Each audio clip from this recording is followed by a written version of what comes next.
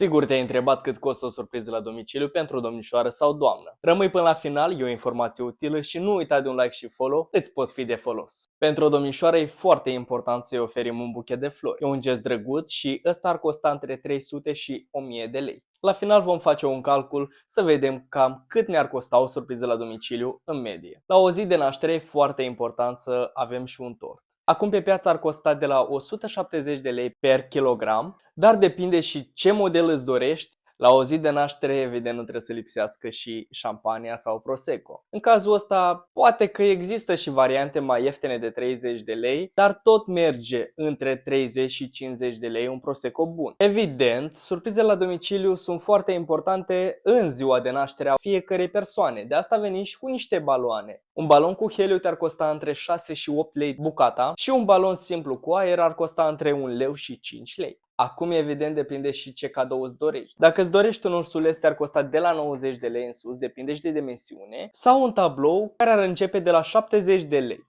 Totalul a fost calculat în funcție de toate ofertele pe care le-am prezentat la cele mai mici sau medii prețuri. În acest caz, totalul este de 910 lei, plus prețul pregătirilor. Și chiar te rog să-mi scrii în comentarii dacă ți se pare o surpriză la domiciliu scumpă și încă o întrebare. Tu ce preferi? Baloane cu heliu sau baloane cu aer?